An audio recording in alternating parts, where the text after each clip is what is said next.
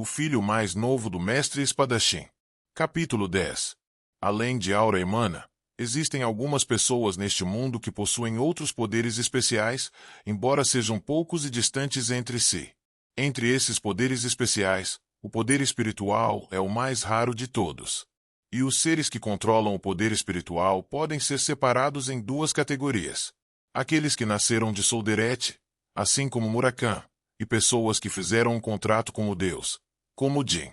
Durante seu auge, Murakami poderia usar o poder espiritual para afastar 5 magos de 9 estrelas simultaneamente, sem ter que fugir. Jin nem conseguia imaginar todo o poder do dragão. Em outras palavras, agora que Solderet se recusava a se mostrar, Murakami era o professor perfeito para Jin. Pessoas como você e eu, que podem usar o poder espiritual, são capazes de liberar energia espiritual. É a primeira e última técnica que precisamos saber. Primeira e última. É uma técnica básica, mas também um movimento letal. O princípio é fácil. É semelhante a como o mágico usa mana. Quando os magos alcançaram o estágio de 3 estrelas, eles poderiam liberar mana. Em outras palavras, se alguém pudesse liberar mana, teria alcançado o estágio de 3 estrelas. Outrora Jin, que era um mago 5 estrelas em sua vida passada, liberar mana foi muito fácil para ele. Contudo, enquanto Murakami sabia que Jin tinha mana dentro dele, ele nem imaginava que a criança possuía o conhecimento e as habilidades de um mago 5 estrelas. Jin ainda não tinha contado ao dragão sobre seu renascimento e não planejava contar a ninguém de agora em diante. Mas, pelo que eu sei, os magos não usam a liberação de mana como um movimento letal, usam. Só porque ambos usam a palavra liberar e são semelhantes em estilo, não significa que a liberação de mana está no mesmo nível que a liberação de energia espiritual. Em qualquer caso, antes de aprender como liberar energia espiritual, você deve aprender como liberar mana primeiro. Por quê? Diante da pergunta de Jin, Murakami simplesmente deu de ombros. Você precisa começar aprendendo as técnicas mais fáceis. Você tentaria aprender como brandir uma espada de aço quando não consegue nem mesmo levantar uma de madeira. Jin acenou com a cabeça enquanto entendia o significado, apesar de sua relutância. Ele já havia dominado como liberar mana em sua vida anterior, então estava se sentindo impaciente. Bem, eu deveria apenas pensar nisso como uma revisão. Eu não tentei liberar mana desde minha regressão também, então esta é uma boa oportunidade. Assim que Murakami se sentou diante de Jin, ele de repente caiu na gargalhada. Que divertido! Nunca pensei que ensinaria magia a uma criança roncandel. Se seu pai descobrir sobre isso, você e eu estaremos praticamente mortos. Aprender magia como roncandel significava traição. A maioria dos clãs marciais não gostava de magia, mas poucos deles desprezavam a própria ideia de magia tanto quanto o clã roncandel. Desde a morte do primeiro patriarca, os roncandels consideravam a magia e seu uso um tabu dentro do clã. O processo de pensamento dos membros do clã era que, se alguém aprendesse magia, não seria capaz de alcançar o auge da esgrima. Na verdade, vários espadachins mágicos apareceram ao longo da história, mas nenhum deles realizou façanhas incríveis. Eles desapareceram lentamente, junto com todos os seus vestígios. Era o mesmo para os clãs de magos. Embora os clãs mágicos não banissem as artes marciais, eles desprezavam o uso de aura. Acreditava-se que a aura sujaria e ofuscaria a pureza da mana. No entanto, essas crenças eram falhas. A verdadeira razão pela qual os roncandels baniram a magia foi devido a uma promessa humilhante e vergonhosa feita com os Ipels 1000 anos atrás. Durante a era em que Temar ainda estava vivo, os roncandels eram um clã de espadachins mágicos. Naquela época, o clã roncandel não era tão famoso quanto era hoje, e a história não era tão forjada e distorcida. Os únicos que sabiam dessa verdade eram Jin, o regressor e contratante de Solderet, e Murakami, junto com algumas figuras-chave dos clãs Roncandel e Zipel. Meu pai vai nos matar quando perceber que aprendi magia com você? Não se ele me matar antes por vir secretamente aqui sem autorização. De fato, se o que você me contou sobre seu pai for verdade, então não tenho dúvidas de que ele o mataria. Já que somos cúmplices, deixe-me contar um segredo antes de começarmos o treinamento. As pessoas ao redor do mundo acreditam que, apesar de serem raros, espadachins mágicos nunca podem se tornar verdadeiramente poderosos, certo? Eles certamente fazem, por incrível que pareça. Jin fingiu ser ignorante, o que fez Murakami rir. Isso é tudo besteira. É uma mentira inventada por aqueles idiotas do Zippel que são muito mais perversos do que os Runkandels. Enquanto você precisa de uma pré-condição para alcançá-lo, espadachins mágicos têm potenciais maiores. Seu clã já foi um clã venerável e respeitado de espadachins mágicos. Sério, é a primeira vez que ouço essa história. Você não está surpreso? Murakami perguntou com uma voz desapontada.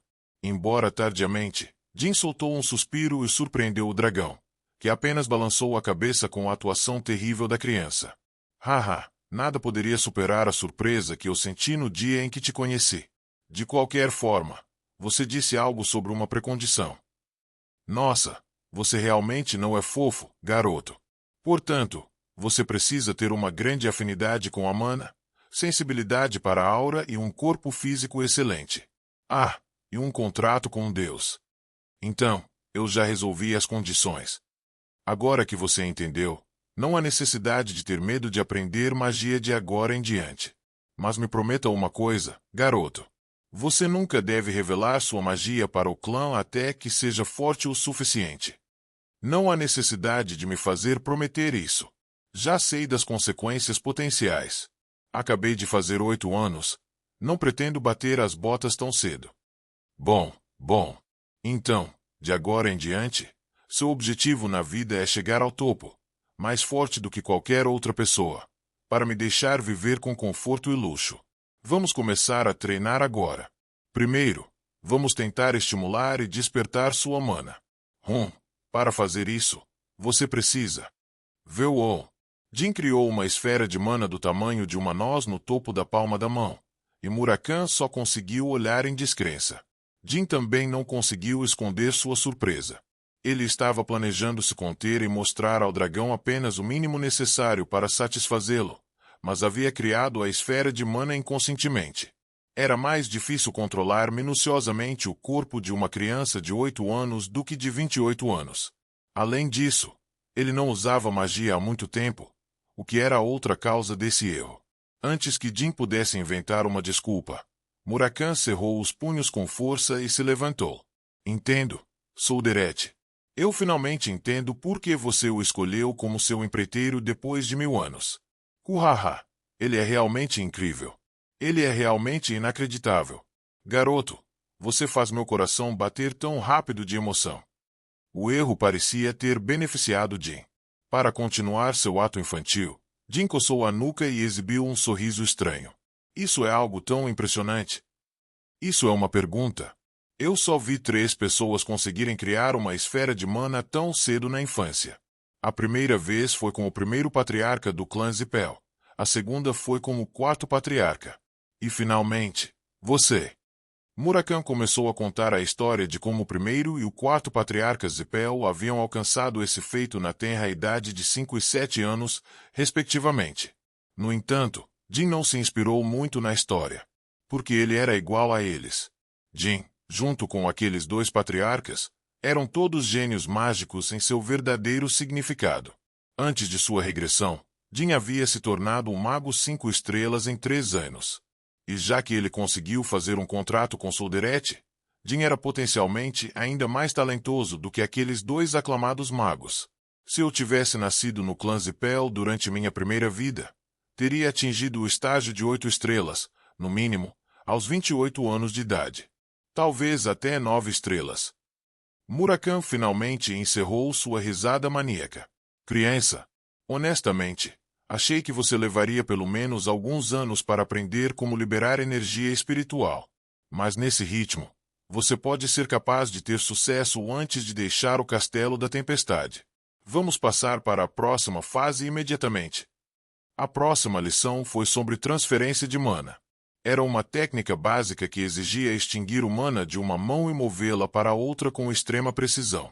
Aprender essa técnica foi moleza para Jin mais uma vez, mas ele teve que se controlar e se conter desta vez. Agora que Murakami tinha grandes expectativas em relação a Jin, não havia necessidade de aumentá-las ainda mais. Caso contrário, as expectativas esmagadoras, mas insuportáveis, de Murakami se tornariam um fardo para Jin e poderiam voltar para mordê-lo mais tarde na vida.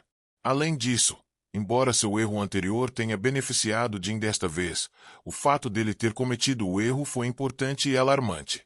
Para ganhar as habilidades e técnicas para controlar a mana tão proficiente quanto em sua vida anterior, ele teve que treinar repetidamente, até mesmo para as técnicas básicas. Jin ouviu a explicação de Murakami e tentou transferir a mana de sua mão direita para a esquerda. Eu deveria falhar de propósito por um tempo antes de ter sucesso. 10 minutos devem ser suficientes. Gotículas de suor começaram a se formar na testa de Jin. Na verdade, era mais difícil para ele executar propositalmente uma técnica fácil muito mais devagar. Assim como levantar um objeto pesado lentamente era mais cansativo do que levantá-lo rapidamente. Bom, excelente trabalho. Se você conseguir concluir este procedimento em 5 segundos, poderá liberar mana. Em outras palavras, você se tornará um mago de 3 estrelas. Quanto tempo você acha que vou levar para conseguir isso? Jin perguntou enquanto enxugava o suor. 2 anos.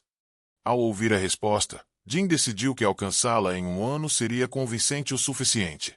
Tendo terminado os cálculos em sua mente, Jin acenou com a cabeça para o dragão. Boa. Em seguida, pratique a transferência de mana um pouco mais e volte para o dia de hoje. Por via das dúvidas, não pratique dentro do castelo quando eu não estiver com você. Tudo bem.